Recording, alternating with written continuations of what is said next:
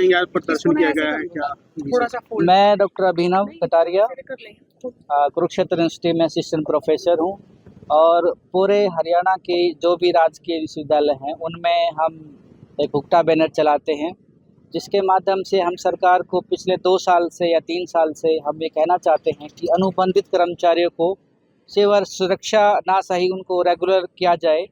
पिछली बार हमारे साथी हमारा प्रतिनिधिमंडल पूरे 22 डिस्ट्रिक्ट में एमएलए से मिला, मंत्री से मिला, माननीय मुख्यमंत्री से भी मिला कुरुक्षेत्र में। माननीय मुख्यमंत्री और उनकी कैबिनेट ने भरोसा दिलाया कि हम आपको सेवा सुरक्षा देंगे, लेकिन जैसे ही उन्होंने पिछले दिनों स्टेटमेंट दिया, कैबिनेट की मीटिंग हुई, उसमें हमें उसमें शामिल नहीं किया गया। हमारा ये कहना है बैनर के बिहाफ पे समस्त कुरुक्षेत्र और समस्त दूसरी कैंपस की तरफ से अनुबंधित कर्मचारियों का कि हमें रेगुलर किया जाए, क्योंकि हम पिछले 15 सालों से इस स्टेट का ही नहीं हम इस देश का भविष्य निर्माण कर रहे हैं और हमें एक ऐसी पे दी जा रही है जो हमारा घर चलाने में भी बड़ी दिक्कत आती है। तो 15 साल की हमारी सेवा को देखते हुए हमें पक्का किया जाए और हमें एक पक्का अगर करते हैं तो हम भी स्वागत करते हैं माननीय मुख्यमंत्री जी का। माननीय मुख्यमंत्री जी पिछले 2 महीने से कह रहे हैं कि मेरे परिवारजन, हम उनका स्वागत करते हैं कि वो हमें अपना परिवारजन मानते हैं, लेकिन हम अपने दोस्तों के बिहाफ पे कहना चाहते हैं कि क्या हम उनके परिवारजन हैं? मुख्यमंत्री जी बताए क्या हम आपके परिवारजन हैं? क्योंकि आपने हमें सेवा सुरक्षा नहीं दी, आपने हमें जॉब सिक्योरिटी देने का जो वादा किया या रेगुलर करने का वादा किया, आप क्या उसमें हम परिवारजन कहने लायक हैं? आप ही बताइए, इसका आंसर आप ही दीजिए। आप हर जगह कहते हैं कि मेरा परिवारजन, मेरे परिवारजन, क्या हम आपके परिवारजन नहीं है? ये हमारा कसूर है कि हम एजुकेटेड हायर एजुकेशन डिग्री लेते हुए एक लंबा टाइम 15 साल से हम काम कर रहे हैं और वो भी एक ऐसा वेतनमान जो एक टाइम पे बढ़ा है और उस पे हमें पक्का होना चाहते हैं। आपने सीओडी को किया, अच्छी बात है, हम आपका स्वागत करते हैं।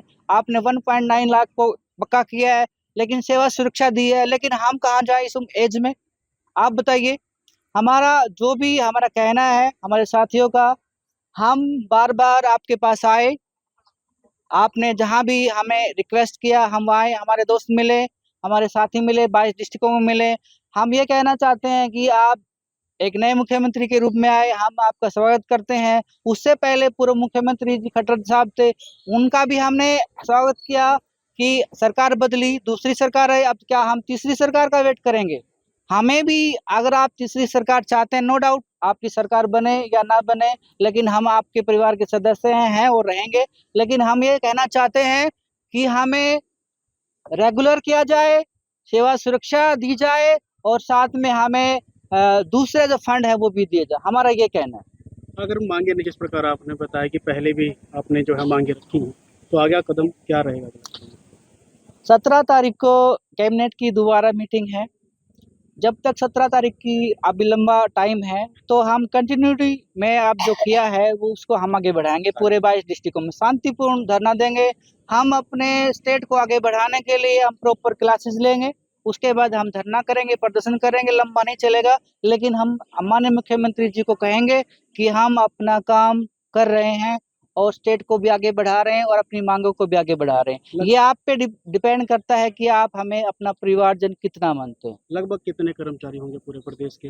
पूरे हरियाणा में 1500 प्लस कर्मचारी हैं, उसमें कुरुक्षेत्र यूनिवर्सिटी में 150 कर्मचारी हैं, काम कर रहे हैं। मैं भी हमारे साथियों की तरह यहाँ पर कॉन्ट्रेक्चुअल प्रोफेसर हूँ और जैसा कि आपको मेरे साथियों ने पहले ही अवगत करा दिया है कि हम यहाँ क्यों एकत्रित हुए हैं। हमारी डिमांड है कि हमें नियमितीकरण की पॉलिसी में शामिल किया जाए। दूसरा जो सरकार ने बनाई है सिक्योरिटी, जॉब सिक्योरिटी की, उसका हम सभी लोग तहे दिल से शुक्रिया अदा करते हैं माननीय मुख्यमंत्री जी का कि हमारे बहुत सारे साथियों को उन्होंने इस सिक्योरिटी के साथ जोड़ा। हमारी भी उम्मीदें हैं सरकार से, हम भी इस हरियाणा सरकार के कर्मचारी हैं और हम चाहते हैं माननीय मुख्यमंत्री जी जैसे परिवार का सदस्य अभी हमारे अभिनव जी ने बोला, तो हम भी उसी परिवार के सदस्य हैं। हम लोगों को अनदेखा ना किया जाए, हम लोगों की समस्याएं भी उसी तरीके से हैं। हम भी इतने लंबे समय से अपनी लगातार आपको सेवाएं दे रहे हैं, यूनिवर्सिटी में पढ़ा रहे हैं, तो हमारी तरफ भी सरकार का ध्यान होना चाहिए। इसी उम्मीद के साथ हम लोग आज यहाँ आए हैं कि डेफिनेटली कुछ ना कुछ अगली कैबिनेट मीटिंग में हमारे लिए भी कोई ना कोई नियम बनाया जाएगा या पॉलिसी बनाई जाएगी। धन्यवाद। मैं भी इस यूनिवर्सिटी में कॉन्ट्रैक्चुअल असिस्टेंट प्रोफेसर हूँ। तो हम यहाँ पे अपना रोष व्यक्त करने के लिए और निराशा व्यक्त करने के लिए ही इकट्ठे हुए हैं।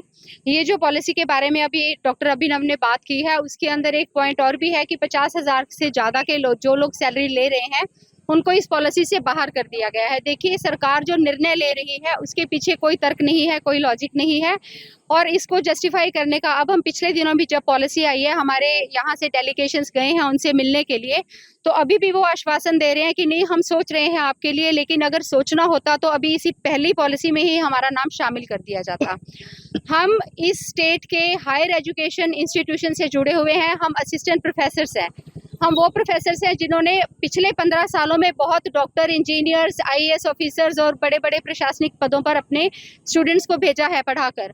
और अगर आज भी हम पे सरकार इतना भरोसा नहीं कर सकती कि वो हमको रेगुलर कर दे, तो हम इस सरकार से और क्या उम्मीद कर सकते हैं। तो क्या इसका मतलब तो ये हुआ कि सरकार ने पिछला 15 साल से एक गलत डिसीजन पे काम किया है। उन्होंने अपना फ्यूचर है जो स्टेट का, वो हमारे हाथों में सौंप दिया है।